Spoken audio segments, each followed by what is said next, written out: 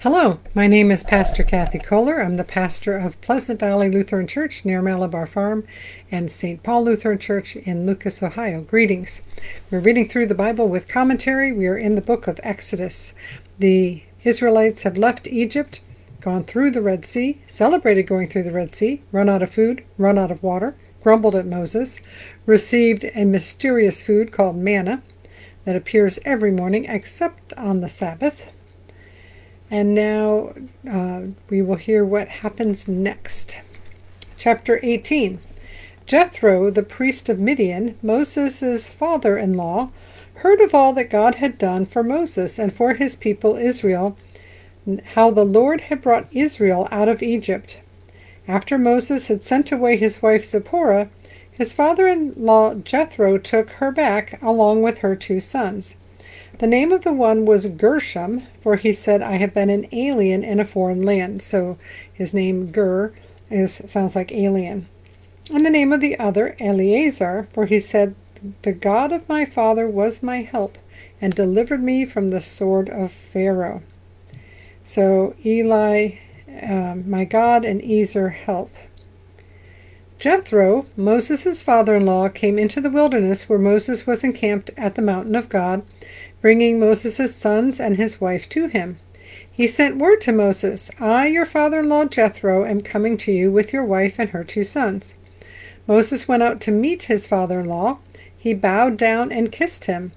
Each asked after the other's welfare, and they went into the tent. Again, this is the ancient Near East, the Middle East.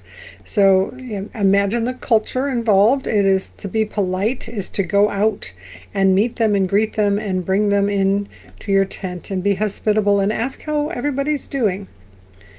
Then Moses told his father-in-law all that the Lord had done to Pharaoh and to the Egyptians for Israel's sake, all the hardship that had beset them on the way, and how the Lord had delivered them. Jethro rejoiced for all the good that the Lord had done to Israel in delivering them from the Egyptians. So obviously he's very proud of his son-in-law.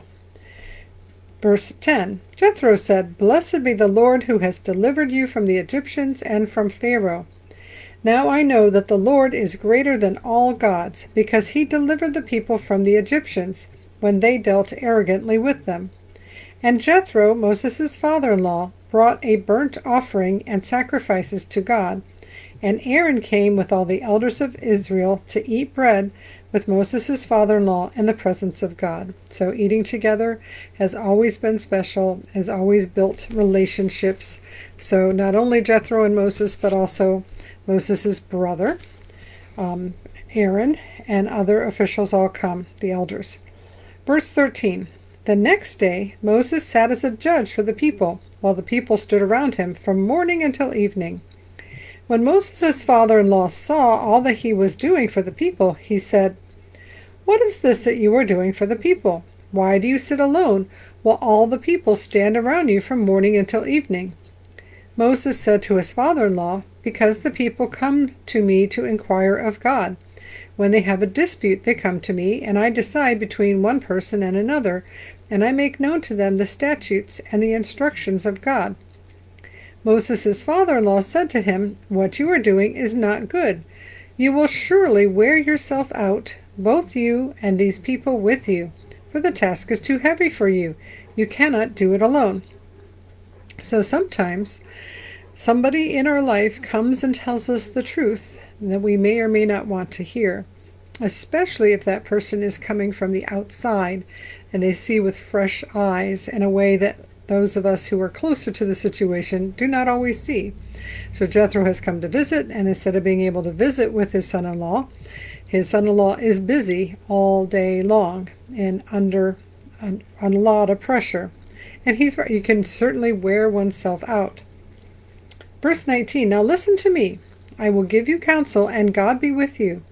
You should represent the people before God, and you should bring their cases before God. So you're the one that talks to God, so you should continue to talk to God. You should be the one representing the people before God, and when they have a really difficult case, you should go to God about it.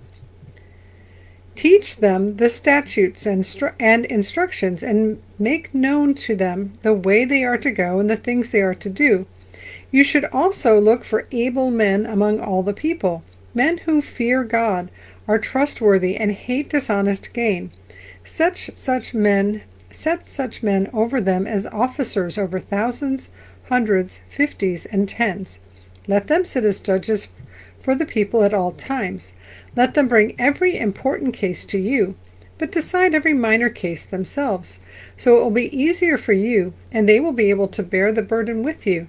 If you do this, and God so commands you, then you will be able to endure, and all these people will go to their home in peace. Moses, you've got a massive backlog. They're all standing around waiting, and there are other people who can help you to share that burden. So teach some good ones how to do it, and you take the hard ones. Verse 24.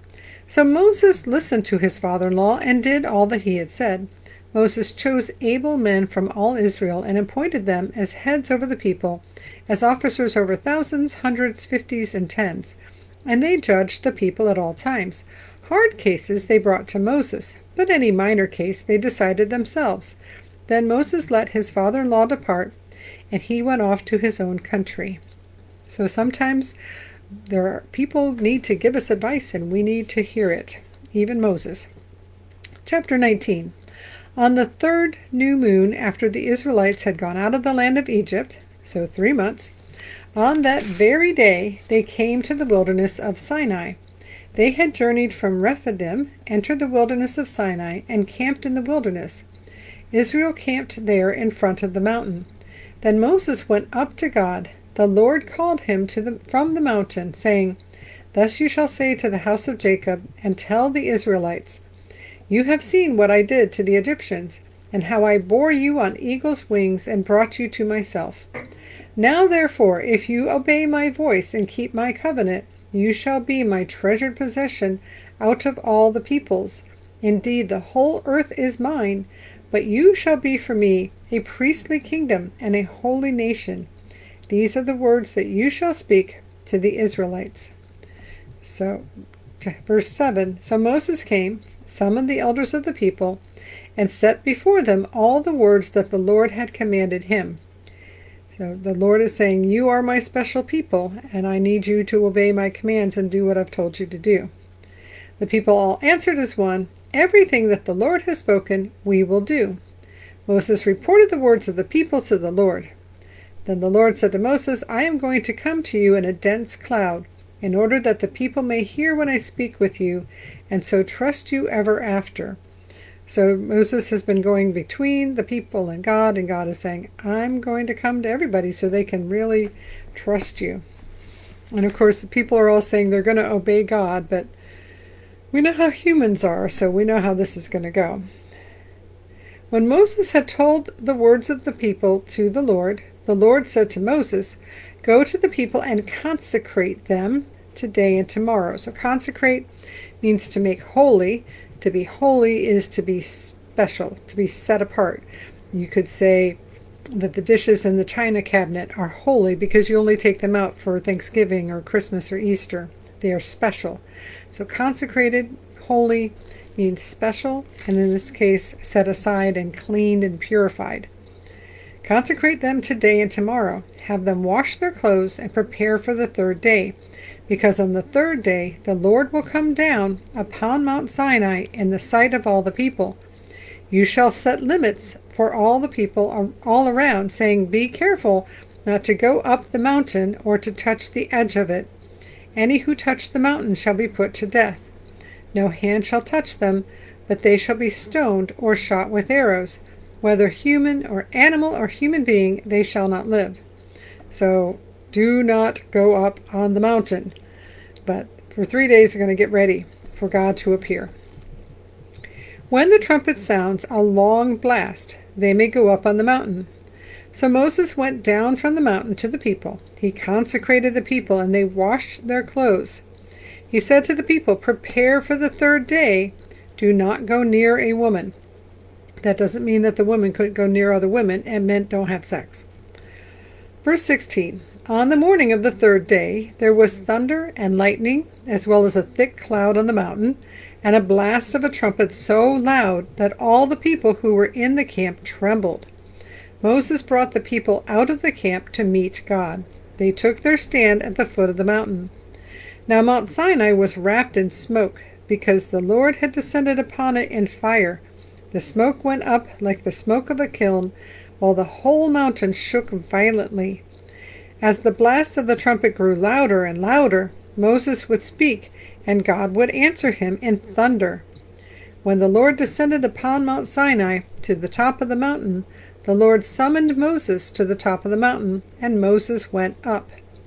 Then the Lord said to Moses, "Go down and warn the people not to break through to the Lord to look, otherwise many of them will perish. Even the priests who approach the Lord must consecrate themselves, or the Lord will break out against them." Moses said to the Lord, "The people are not permitted to come up to Mount Sinai, for you yourself warned us, saying, 'Set limits around the mountain and keep it holy.'" The Lord said to him, "Go down and come up, bringing Aaron with you.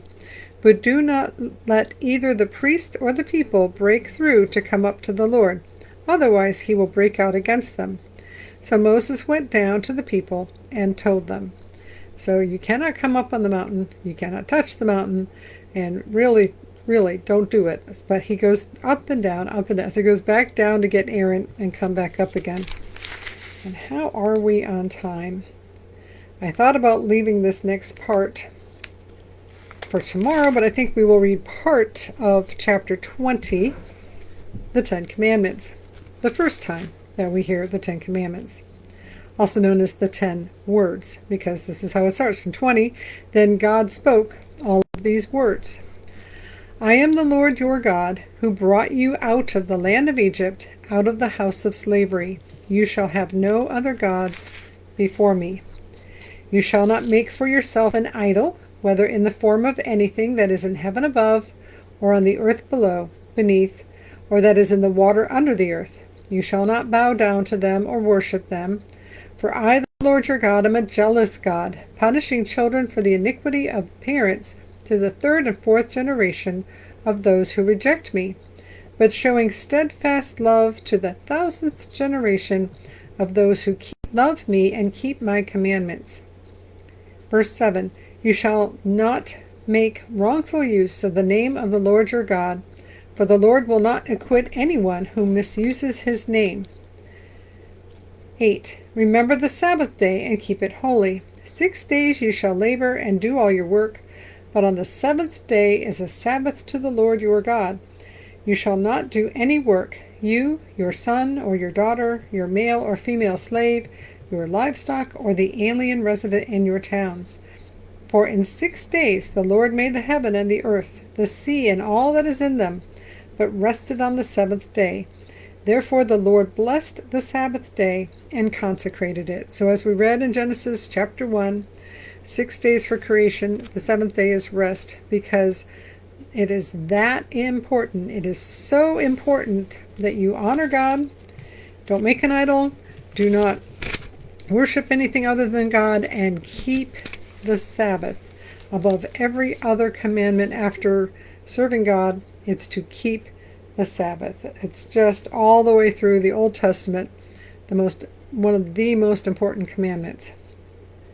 Not necessarily the most, which is to honor God. Verse 12, "Honor your father and your mother, so that the days may be long in the land that the Lord your God is giving you. You shall not murder. You shall not commit adultery. You shall not steal. You shall not bear false witness against your neighbor. You shall not covet your neighbor's house. You shall not covet your neighbor's wife, or male or female slave, or ox, or donkey, or anything that belongs to your neighbor." Verse 18, "When all the people witnessed the thunder and lightning, the sound of the trumpet, and the mountain smoking, they were afraid and trembled and stood at a distance, and said to Moses, 'You speak to us, and we will listen, but do not let God speak to us, or we will die.' Moses said to the people, 'Do not be afraid, for God has come only to test you, and to put the fear of him upon you, so that you do not sin.' Then the people stood at a distance while Moses drew near to the thick darkness where God was. And I think that that is enough for today. In this next section, there's going to be lots of laws, lots of rules, lots of commandments by God. But we will start with the fact that humans are disobedient. And we'll start with the fact that the number one is honor God. Do not take his name in vain. Do not have other gods in his place. Above everything else is love the Lord your God with all your heart and soul and mind and strength. And that to see God is a fearsome and dangerous thing for us unclean, sinful humans that we are. And now may the Lord bless you and keep you. May the Lord make his face shine upon you and be gracious unto you. May the Lord look at you with favor and give you peace. In the name of the Father, and of the Son, and of the Holy Spirit. Amen. Go in peace, serve the Lord. Thanks be to God.